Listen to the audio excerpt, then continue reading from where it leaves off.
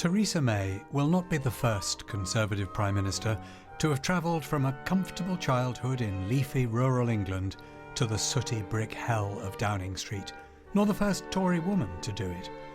But the speed with which this has happened leaves an electorate still trying to colour in an almost blank picture of the character, the personality behind this leap.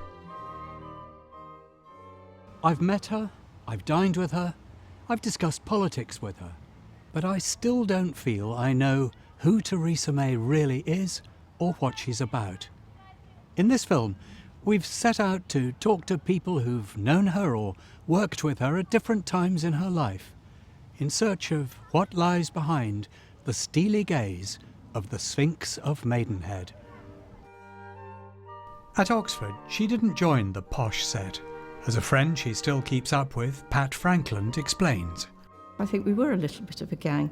One of my friends described it as a group she joined because we were all very normal and we didn't sort of stand out, act posh, act different.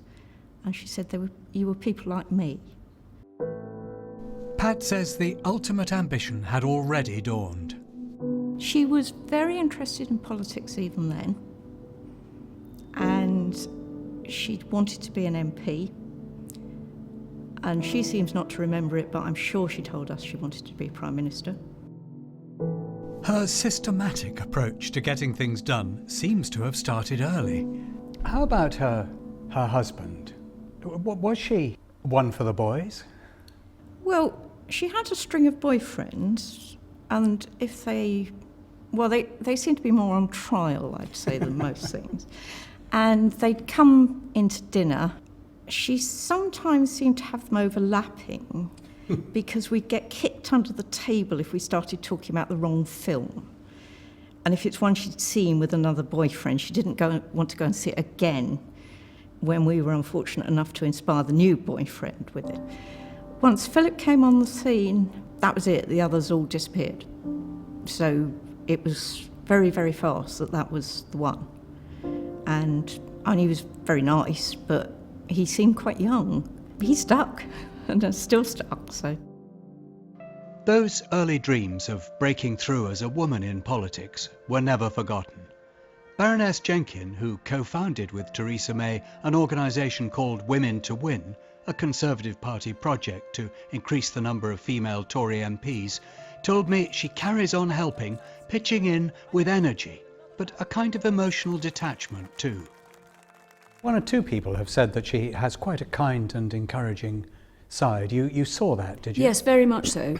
But at the same time, very professionally, I mean, she wouldn't get emotionally involved with them. But I was struck earlier this year when I was talking about her on something, and a woman wrote to me and said, I've still got the letter, framed letter that she wrote me saying, don't give up, keep going. So I think she was very well aware that for a lot of women, it's, the resilience that she has needs to be encouraged in others. And I think that she was, very much trying to give some of these women, not exactly backbone, but the kind of support they needed. Both colleagues and journalists seem to agree that she's generally content to let her work speak for itself. Well, my first impression of her was as a journalist, and I've always rather admired the fact that Theresa May never wanted to impress journalists. And actually, a lot of journalists found it very difficult because they could never get a story out of her. And I came to believe that she's a very rare politician who doesn't need to be liked, and I think that's quite an advantage. Well, I'm by nature a bit of a gossip and a bit of I like a chat at the end of the day, and that wasn't really her style. I mean, she was, as I say, highly professional, and but there was no, okay, let's kick our shoes off and, chew the fat afterwards. Is she personally, socially an easy colleague? Can you have a laugh with her? Yeah, absolutely. She's funnier than that public image suggests. Yeah, she's very good company on a car journey. She's very good company if you were to have a meal with her. Nick Clegg, as Deputy Prime Minister when Theresa May was Home Secretary, was never personally close, but he worked closely with her. Unlike Sir Eric, he believes he spotted an early insecurity. My recollection is of someone who felt slightly overwhelmed by what she was being asked to do in the Home Office, where we announced all these highly controversial savings. There was something sort of especially meticulous, but slightly unsure as well about the way that she had sort of pored over all of the numbers in number 10. How about her emerging political philosophy? Had Thatcher been an early influence? I don't think particularly. I don't know why not, though she was quite irritated when she got to be Prime Minister. Yes. Pip to the post. Pip to the post, I'm sure I remember that. I think Margaret's quite was always seen quite harsh towards the common people. And I don't think Theresa would like that. But if she wasn't exactly a Thatcherite, what was she? What was the wider vision? On the economy? Foreign affairs? She was meticulous about the trees, but how about the wood? Nick Clegg thinks she took refuge in detail and found her reluctant to talk alone without special advisors. I asked her not to bring these special advisors with her into the meetings that I used to have with her because I just found it all rather disruptive. But I did find that as a result, I could never get a decision out of her in the meetings because she'd have to go back and sort of, I assume, test her ideas and test my suggestions with people around her. The most striking thing of all is how little she said, or so how little she sort of displayed much interest in wider political issues. I don't think I can recall a single instance, either in private meetings with her or in private conversations with her or around the cabinet table, where she ever said anything interesting about or of interest in our economy, which is an extraordinary thing. I think she has a major weakness, which is she's not very interested in business and she doesn't understand business terribly well, I suspect, and I think neither does her inner circle. I think this, as we head into Brexit, is going to be a major issue, that she needs to get an awful lot more sophisticated about giving business confidence. I think in terms of sort of an organising vision for society, I'm not really persuaded there is much there. I offer myself as your Prime Minister. And if they're right and she lacks an organising vision, does she lack firm destinations too? I asked Camilla Cavendish about those recent U-turns, the manifesto promise on social policy, for instance. I imagine that what will have happened is, yes, she will have been pretty nervous about the reaction, that Linton Crosby will have told her to get the barnacles off the boat, which is, because it was becoming a distraction in the campaign, and she was back down. That suggests to me that she may not have been as committed to the policy in the first place as I had assumed, because to push a policy like that through, you do have to be pretty determined to face down the opposition.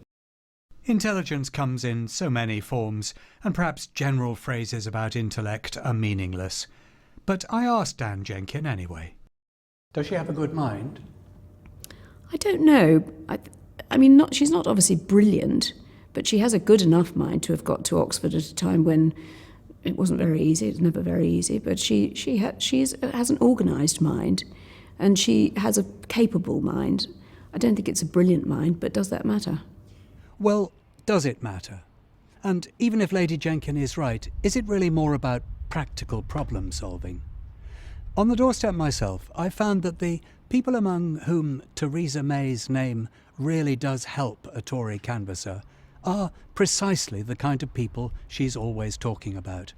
The middle classes, the lower middle classes, people who have a bit of a struggle, have to look for their next penny, but are just about managing. The people whose problems she thinks she understands better than your typical Tory politician. My hunch is that she's right. Nor should we overlook her moments of intellectual daring, too frequent to dismiss as untypical.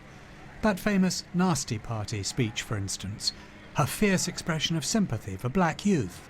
If you're black, you're treated more harshly by the criminal justice system than if you're white. Her visible outrage at what she sees as injustice, like when she refused to extradite the hacker Gary McKinnon to the United States. Make no mistake. Or her astonishing speech laying into the police federation.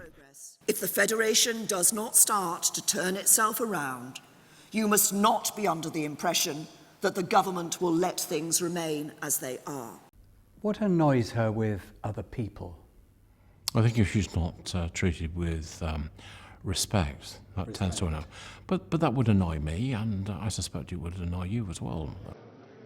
Whether Theresa May is respected by those on the other side of the table may depend not so much on her majority, were she to get it, but her abilities. This is a big question. Does she have those negotiating skills? I think she has great control in the sense that if she doesn't get her way, she won't necessarily always reveal her inner fury, but she clearly won't forget it either. And again, that's a strength, but it also can be a bit of a weakness if you're having to deploy quicksilver skills to cajole and charm and persuade people to do what you want. Eric Pickles made a surprising, possibly unintended claim. I always found her very straightforward to deal with, providing you told her what you wanted to do, and you didn't try to get yourself into a negotiation. Most people in politics are transactional. You do this and I'll get that. She isn't like that at all. She is the worst person in the world to do a deal because she'll do things on their merit. But if you come to her in a reasonable way with a reasonable case, 9 times out of 10 she'll back you. Her unwillingness to horse trade was a close relative of another Theresa May tactic in meetings and negotiations. What she does do, and she does it with journalists as well, is that she uses silence to enormous effect. So she doesn't always, she's not always forthcoming. Now what that means is that other people will fill the gap. And that's, I think, quite a useful strategy because she gets an awful lot of information out of people. I mean, one technique that I admired was she did have the ability, which I remember sort of making a mental note that I must try and sort of emulate myself, of just sort of saying no and then sitting there and saying nothing. And I remember we sort of said, it's like, well, what's the point of having a meeting if you're not prepared to talk? If her silence was her strength, I wanted to know her weaknesses. While she's lost her air of invincibility in this general election campaign, I wanted to know what people who knew her thought, if she were to fall, would bring her down. I was surprised by their near unanimity. If she was to fail, then it might be sometimes the ability to build a coalition inside the party to support her. Perhaps it would be about not listening to a wide variety of voices. That would be my instinct. Even one of her oldest friends agrees. Do you see any character traits that might trip her?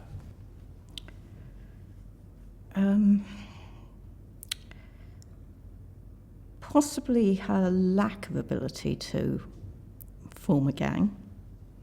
I don't know how that works with making her cabinet into a team, though I'm told she's quite good to work for in the civil service sense, so she may be able to do that well. Perhaps some rigidity. Gets worse as you get older, from my experience anyway. Who is Theresa May? Is it her early life that holds the key, or do reflections of colleagues shed more light? I still can't say I know. She keeps her personality, her identity almost, guarded like a castle. Whether it's in the silences that act like a moat, or close advisors who act like archers firing from the walls, the urge to keep the world out needs explaining. You might behave as she does if you absolutely knew what to do and would brook no opposition. You might behave as she does if you didn't have a clue. Which is it? I end as I started, none the wiser.